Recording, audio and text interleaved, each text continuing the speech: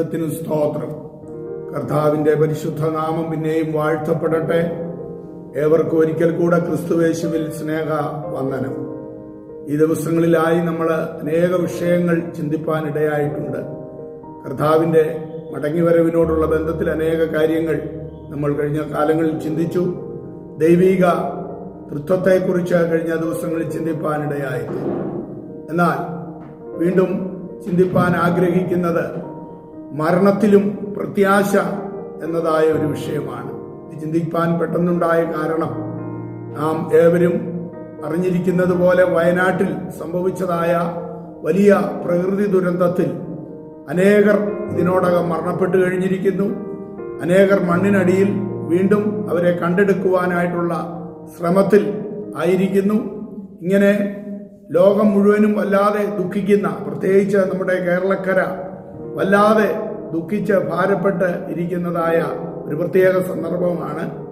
ഈ ദിവസങ്ങളിൽ എനിക്കും എന്തു പറയണം എന്നറിയാതെ ഉള്ളതായ വലിയ ദുഃഖം ഭരിക്കുവാനായിട്ട് ഇടയായിത്തു. എന്നാൽ ദൈവത്തിന്റെ വചനത്തിൽ ഒത്തിരി ആശ്വാസം കണ്ടെത്തുവാനായിട്ടും ഇടയായിത്തു.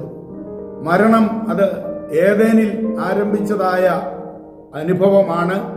ആദാം ഹവ്വമാരോടുള്ള ബന്ധത്തിൽ നമുക്ക് അത് മനസ്സിലാക്കുവാനായിട്ട് കഴിയുമല്ലോ. ദേഹി ആത്മാവിൽ ദൈവം മനുഷ്യനെ സൃഷ്ടിച്ചു.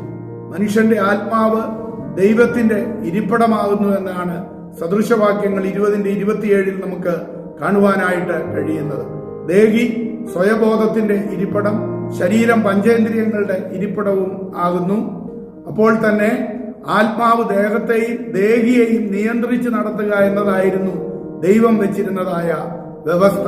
എന്നാൽ പാപം മൂലം ആത്മാവ് ശരീരത്തിന്റെയും അതേപോലെ ദേഹിയുടെയും നിയന്ത്രണത്തിൽ ആയി എന്ന് നമുക്ക് കാണുവാനായിട്ട് കഴിയും.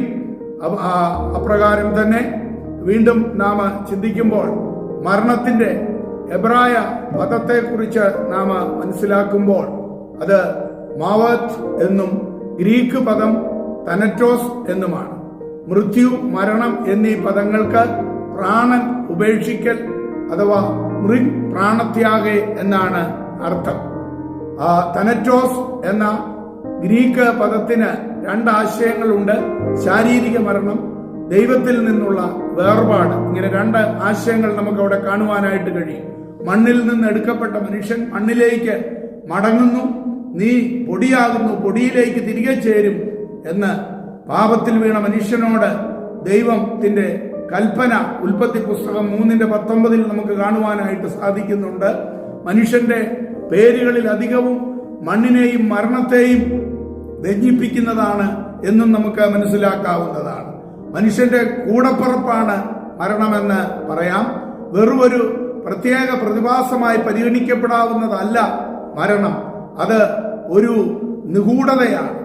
ദൈവ സൃഷ്ടിയുടെ മകുടമാണ് മനുഷ്യൻ. പക്ഷേ താഴെക്കിടയിലുള്ള ആ പലയിനം ജന്തുക്കൾക്കും സസ്യങ്ങൾക്കും ഉള്ള അത്രയും ആയുസ് പോലും മനുഷ്യന് ഇല്ല എന്നുള്ളതും ഒരു യാഥാർത്ഥ്യമാണ്.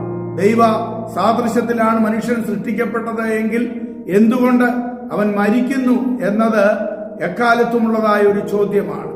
ദൈവഹിതത്തിന് വിരുദ്ധമായി അവന് പാപത്തിൽ വീണതാണ് അതിന് കാരണമെന്ന് വിശുദ്ധ ബൈബിൾ വ്യക്തമാക്കുന്നു. പ്രത്യേകിച്ച് റോമാലേഖനം അതിന്റെ 5:12 ഇപ്രകാരം നമുക്ക് കാണുവാൻ കഴിയുന്നു. അതുകൊണ്ട് ഏക മനുഷ്യനാൽ പാപവും പാപത്താൽ മരണവും ലോകത്തിൽ കടന്നു. ഇങ്ങനെ എല്ലാവരും പാപം ചെയ്യുകയാൽ മരണം സകല മനുഷ്യരിലും പരന്നിരിക്കുന്നു എന്നാണ് അവിടെ നമുക്ക് കാണുവാനായിട്ട് സാധിക്കുന്നത്.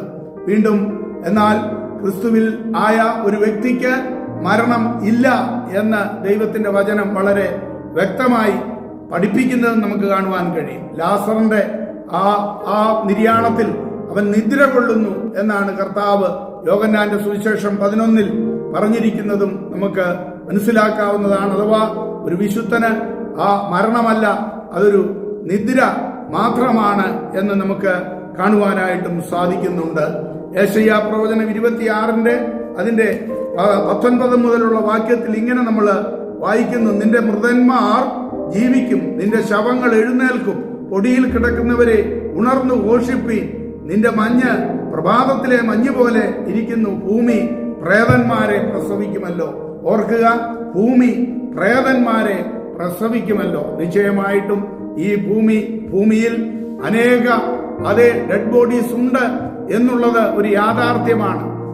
നാം കാണുന്നത് പോലെ ഭൂമി വാവിളർന്ന് വിഴുങ്ങിക്കൊണ്ടിരിക്കുന്ന അനേക അനുഭവങ്ങൾ നമ്മൾ കണ്ടുകൊണ്ടിരിക്കുന്നു. ഉരുളുപൊട്ടലിലും അതേപോലെയുള്ള പ്രകൃതി ദുരന്തങ്ങളിലും. അല്ലാതെ തന്നെ ഈ ഭൂമിയിൽ അടക്കപ്പെട്ട അനേക മനുഷ്യ ശരീരങ്ങൾ ഉണ്ടല്ലോ. എന്നാൽ ദൈവവചനം പറയുകയാണ്, ഈ ഭൂമി പ്രേതന്മാരെ പ്രസവിക്കും. നിശ്ചയമായിട്ടും അതേ ദൈവത്തിന്റെ ജനത്തിന് ഒരു ഉയർത്തെഴുന്നേൽപ്പുണ്ട് എന്നുള്ളത് ദൈവവചന വെളിച്ചത്തിൽ അത് യാഥാർത്ഥ്യമാണ്. അപ്പോൾ തന്നെ ഓർക്കുക, എല്ലാവരും നിത്യനരകത്തിലേക്ക് പോകുമെന്നൊന്നും നമുക്ക് പറയുവാനായിട്ട് സാധ്യമല്ല. ഈ നാളുകളിൽ അനേകർ ഇപ്രകാരമുള്ള പ്രകൃതി ദുരന്തങ്ങളിൽ കൂടെ വേർപെട്ട് കഴിഞ്ഞിരിക്കുന്നു. എന്നാൽ ഒരു ദുഷ്ടനോട് ദൈവം ന്യായം വിധിക്കും എന്നുള്ളത് ഒരു ന്യായമായ കാര്യമാണ്. അപ്പോൾ തന്നെ സകല ജാതി മതസ്ഥരിലും ഒരു കൂട്ടം നല്ല ആളുകളുണ്ട്. അത് ദൈവത്തിന് മാത്രമേ അവരുടെ കാര്യങ്ങൾ അറിയത്തുള്ളൂ. അതുകൊണ്ട് കർത്താവ് പറഞ്ഞു, എന്റെ പിതാവിന്റെ സന്നിധിയിൽ അനേക വാസസ്ഥലങ്ങളുണ്ട്. നിശ്ചയമായിട്ടും അനേക വാസസ്ഥലങ്ങൾ അവിടെ ഉണ്ട്. ക്രിസ്തുവിന്റെ കാന്തയ്ക്ക് കിട്ടുന്ന അവസ്ഥ ഒന്ന് വേറെ, മറ്റൊന്ന് വേറെ. അതുകൊണ്ട് അനേകർ ഈ ലോകത്തിൽ നിന്ന് വേർപെട്ട് നമുക്ക് ദുഃഖമുണ്ട്. എന്നാൽ അവരെയൊക്കെ ദൈവം അതാത് സന്ദർഭങ്ങളിൽ അവരോടുള്ള ആ ആത്മീയ ഇടപെടൽ എങ്ങനെയെന്ന് നമുക്ക് പറയുവാനായിട്ട് സാധ്യമല്ല. ഒരു കാര്യം സത്യമാണ്, ഈ ഭൂമി പ്രേതന്മാരെ പ്രസവിക്കും. നിശ്ചയമായിട്ടും അതൊരു യാഥാർത്ഥ്യമാണ്. അടുത്ത ദിവസം കുറുകി ഞരങ്ങി കാത്തിരിക്കും കുറുപ്രാവേ നിൻ ഇണവരാറായി.